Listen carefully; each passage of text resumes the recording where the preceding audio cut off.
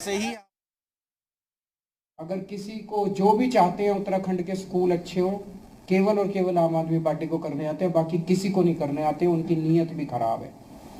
तो जैसे दिल्ली में स्कूल अच्छे करे वैसे यहाँ भी करेंगे और शिक्षा सबके लिए मुफ्त होगी। जिसके पास पैसा नहीं है और इस देश में पैदा हो गया उसको अच्छी शिक्षा का अधिकार है और वो अधिकार आम आदमी पार्टी देगी। अस्पताल दिल्ली के कोने कोने में, गली गली में हमने मोहल्ला क्लिनिक खोले हैं।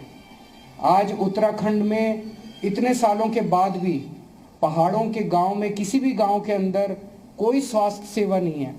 वो डंडी कंडी का सिस्टम जिसमें एक चार लोग अपने कंधे पे बिठा के और लोगों को दूर दूर तक चलना पड़ता है अस्पताल ले जाने के लिए, ये सिस्टम खत्म होगा।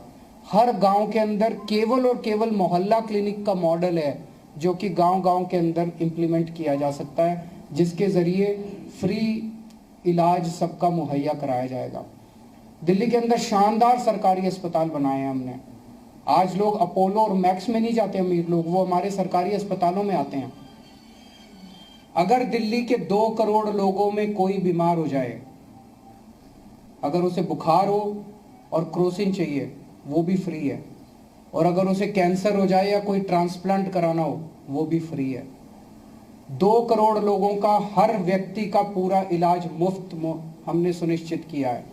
उत्तराखंड वासियों का भी हर व्यक्ति का इलाज, मुफ्त इलाज सुनिश्चित करेंगे। और अच्छा इलाज, मुफ्त का मतलब ये नहीं खराब होगा। सड़कें ठीक करेंगे। आज जगह जगह सड़कें टूटी पड़ी हैं और सड़कों के अंदर इतना भ्रष्टाचार है। मैं देखता हूँ सोशल मीडिया के अंदर लोग गांव गांव के अंदर, ये सड़क 10 दिन पहले बनी जी और आज टूट गई। क्यों टूट गई? उस ठेकेदार ने कौन से मंत्री को पैसे दिए, किस एमएलए को पैसे दिए, किस अफसर को पैसे दिए? सड़कें बनती है, टूट क्यों जाती है? ये बंद करेंगे, सड़कें बनवाएंगे भी और सड़कों की गारंटी सुनिश्चित करेंगे। हमने गारंटी दी थी तीर्थ यात्रा की, हर उत्तराखंड वासी को अयोध्या जी के दर्शन करवाएंगे। जो हमारे दूसरे लोग हैं उनको, मुस्लिम धर्म के लोग हैं उनको अजमेर शरीफ के हम दर्शन कराएंगे। दिल्ली के अंदर हमारी मुख्यमंत्री तीर्थ यात्रा योजना है जिसके तहत बहुत सारे लोग, अभी तक लगभग 40,000 लोग अलग अलग स्थानों के तीर्थ यात्रा करके आ चुके हैं। जब वो वापस लौटते हैं उनके चेहरे की खुशी आप लोगों को देखनी चाहिए, इतने खुश होते हैं। हमने कहा कि हम उत्तराखंड को हिंदुओं की अंतर्राष्ट्रीय आध्यात्मिक राजधानी बनाएंगे। इससे पूरे दुनिया के अंदर बहुत सारे लोग, यहाँ पे टूरिज्म जो है वो बहुत बड़े स्तर के ऊपर बढ़ेगा और इससे हमें उम्मीद है कि हजारों बच्चों को रोजगार मिलेगा। हमारे जो रिटायर्ड सैनिक हैं, उन रिटायर्ड सैनिकों को 34 साल की उम्र में फौज से रिटायर हो जाते हैं और उसके बाद फिर वो कभी कोई सिक्योरिटी एजेंसी में नौकरी ढूंढ रहा है, कोई कहीं नौकरी ढूंढ रहा है। क्यों भाई? 17 साल जब वो फौज में रहते हैं उनको इतना एक्सपीरियंस होता है। मैं कर्नल साहब से डिस्कस कर रहा था, उनको मेडिकल का भी एक्सपीरियंस होता है, इंजीनियरिंग का भी एक्सपीरियंस होता है, उनको तरह तरह का। वो फौज से निकलने के बाद देश के प्रति लॉयल होते हैं, अनुशासित होते हैं, डिसिप्लिन्ड होते हैं, मेहनती होते हैं। इतना बड़ा रिसोर्स देश का खराब होता है। तो हमने तय किया है उन लोगों को सरकारी नौकरी, सबको जो भी रिटायर होकर आते हैं उत्तराखंड वासी, उनको सरकारी नौकरी दी जाएगी। और ये सरकार उन पे एहसान नहीं कर रही, हमें लगता है ये सरकार का बहुत बड़ा एसेट है जो खराब हो रहा है। उनको उत्तराखंड के नवनिर्माण में इस्तेमाल करेंगे।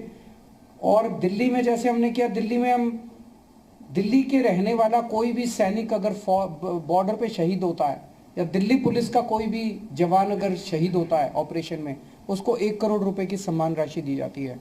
उत्तराखंड का भी रहने वाला कोई भी सैनिक अगर शहीद होता है तो उनको भी हम, फौजी या पुलिस वाला ऑपरेशन में शहीद होता है तो उनको भी हम 1-1 करोड़ की वो देंगे। एक मेरे से रह गया था, तीर्थ यात्रा में मैंने अयोध्या बोला, मैंने अजमेर शरीफ बोला। हमारे सिख धर्म के लोगों के लिए दिल्ली में भी हमने किया, करतारपुर साहब भी हम उनको दर्शन कराने ले जाएंगे। और रिटायर्ड सैनिक जब मैं बोल रहा हूँ, इसमें पैरामिलिट्री फोर्सेस भी आती हैं, इसमें उत्तराखंड पुलिस के जवान भी आते हैं, वो सब आते हैं। ये मोटे मोटे तौर पे मैंने 10 11 पॉइंट बताए हैं। इसके अलावा भी और बहुत सारे हैं जो कि कर्नल साहब आप लोगों के उत्तराखंड के जो भी इश्यूज हैं, कर्नल साहब आपको डिटेल्ड मैनिफेस्टो जब जारी करेंगे तो बताएंगे। ये सारी चीज़ें मिला के हम शिक्षा फ्री करेंगे। आज एक आदमी अगर अपने उसके 3 बच्चे हैं प्राइवेट स्कूल में भेजता है तो कम से कम एक बच्चे का 3,000 रुपये महीने का तो खर्चा आ ही जाता है। सो उसके 9,000 रुपये बचेंगे। मैं इस साल दिल्ली में आपको जान के ताज्जुब होगा, 2.5 लाख बच्चों ने अपने प्राइवेट स्कूल से नाम कटा के सरकारी स्कूल में भर्ती कराया, और बड़े बड़े अमीरों के बच्चों ने प्राइवेट स्कूल से नाम कटा के सरकारी स्कूल में भर्ती कराया, 2.5 लाख बच्चों ने। तो लगभग 10,000 रुपये महीना तो इसी के बच गए। उसके बाद हम बिजली फ्री करेंगे, हर एक का इलाज मुफ्त करेंगे।